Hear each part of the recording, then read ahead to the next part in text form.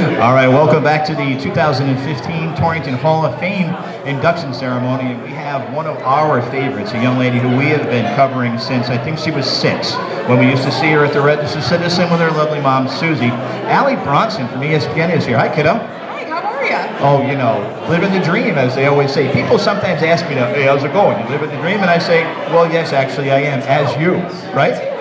What does this mean to you, being inducted tonight? You know, it's great because I think, and as I'll say later in my speech, I think Torrington has a really good group of athletics. I think the coaches are really great, and I think we make lifelong friends as we're growing up here. So it's great to be a member, and it's great to be inducted and to be with some of my friends who I've come before.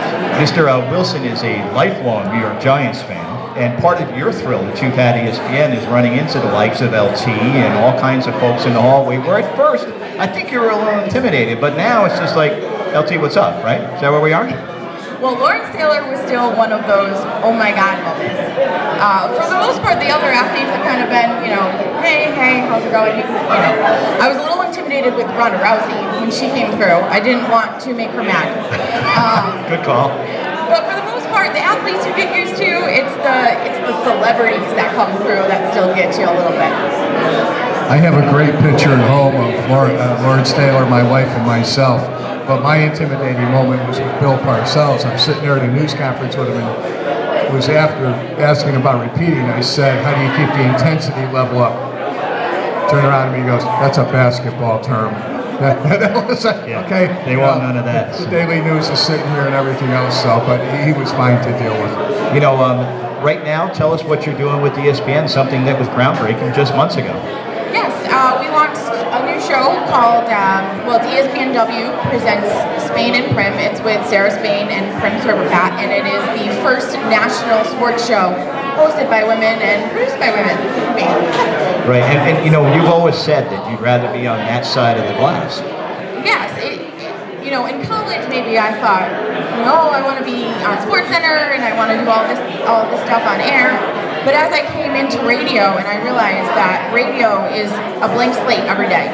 You know, the top news of the day, you don't necessarily have to talk about. I mean, you can talk about anything from one play for 2 hours. One play in a game can last you 2 hours of content. Or you can talk about, a pet peeve that you have. You saw someone at the gym and they were wearing too much perfume or cologne. And that can take you through a whole show. And the creative process of putting together those shows is what I really love. Yeah, talk about what you were covering this weekend, because you, like I said, you had some topics that were obviously important and very topical, but also a little controversial, but you had to attack them. Right, yeah, so there's a big fight between Floyd Mayweather and Manny Pacquiao coming up next weekend, and I think ESPN sent 700 people to Vegas, which I'm not sure all 700 are needed, but they're all going to Vegas. But there is a really serious issue there. Floyd Mayweather has been convicted or charged 5 times for domestic violence. Right. And it's not something that's been talked about a lot, and it's something that we felt we needed to really put out in the forefront, and to make sure that when you're watching this fight, you know their history, you know their past. And one of our hosts, Sarah, actually took the stance of saying, I'm not going to watch the fight, I'm going to donate that $99 that goes into his pocket for the fight, and I'm going to donate that to a domestic violence case. And that's terrific. I think there's an awful lot of Pacquiao fans right now, myself included, because, so much of this stuff with Mayweather has been swept under the rug. We get so wrapped up in celebrity and the rest of it. $160 million he might make off it. The richest athlete on the planet right now, and you've been accused. There's a lot of facts there that he did it. You know what I mean? And money, I think, has bought his way out of it. So for me, I don't have any worth for the guy, and I hope he gets quick. When he was charged, he didn't spend time in jail, and there's still one open case. So a lot of people say, well, he served his debt to society, this was years ago. Well, it wasn't years ago, because there's still one that's open, and I don't think enough people pay attention to the facts and really dig into the details, and they just want to gloss it over, because I think we've done that a lot in the past. Why do you think that's not really been an issue or come out up until now?